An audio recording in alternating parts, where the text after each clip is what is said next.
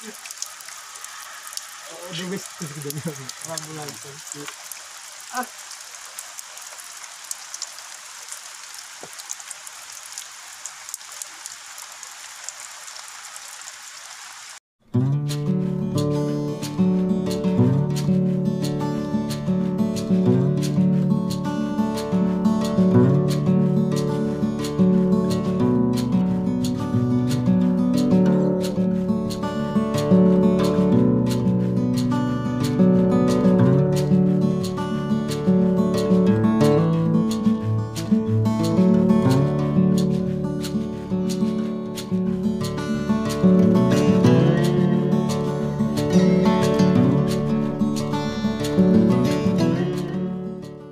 Jadi komunitas Sahabat Nus ini dimulai pada tahun 2020, itu tepatnya pada bulan Mei bersama dengan kawan-kawan yang ini ada Richard yang Banua,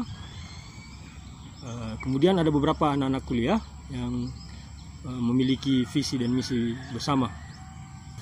Cara berpikir kita pertama sebenarnya ini kan kita buka lahan ini sebenarnya untuk mendorong anak muda untuk melakukan kegiatan budidaya khususnya untuk pertanian.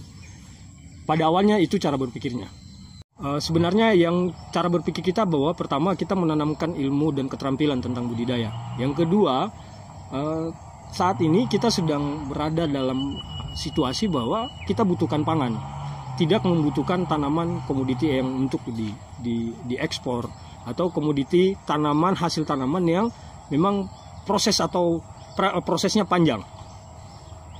Ya, untuk hasil sebenarnya hasil dari pertanian yang sudah kita panen itu ada cabai.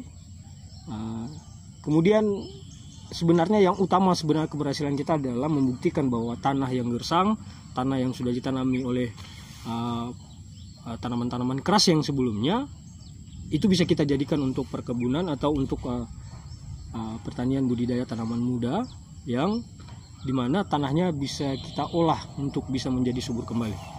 Hasil panen di sini pertama ya itu tadi hasilnya bahwa kita membuktikan bahwa tanah ini bisa dilakukan untuk kegiatan budidaya tanaman muda. Itu yang pertama. Kemudian hasil kedua, panen yang sudah kita buat ini untuk konsumsi keluarga dan juga kita jual. Ada untuk yang ada kebetulan ada Bung Richard yang punya seketering, jadi kita akan jual di situ.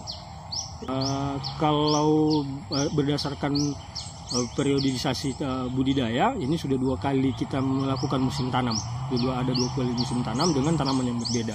Tanaman yang pertama kita melakukan budidaya tanaman sayur mayurat khususnya untuk kangkung, dan yang kedua ini musim tanam kedua kita melakukan budidaya tanaman cabai. Yang ada sebenarnya ini kan biasanya yang terjadi kan ada ketika ada contoh maka masyarakat akan mengambil itu, dan itu juga sebuah keberhasilan kami di mana ada beberapa ibu-ibu di sini yang punya kebun tetangga. Ini mereka akhirnya membuat budidaya tanaman dengan proses yang diatur atau berdasarkan tahapan-tahapan budidaya. Kalau dulu tanam sembarang tradisional, sekarang sudah pakai bedengan.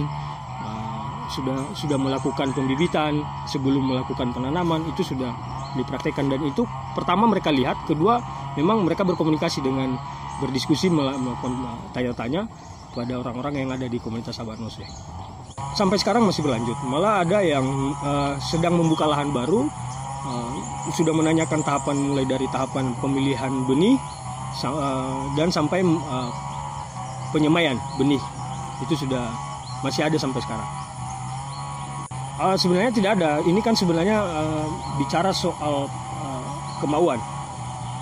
Itu yang pertama. Yang kedua, sekarang kita melihat ada fenomena yang ada sekarang atau situasi yang ada sekarang bahwa kita sebenarnya khususnya yang di Pulau Nias kita sebenarnya nggak ada punya pangan. Kita nggak ada sumber pangan yang bisa kita andalkan. Karena kita masih berharap di Pulau Sumatera untuk mengirimkan pangan khususnya untuk kita.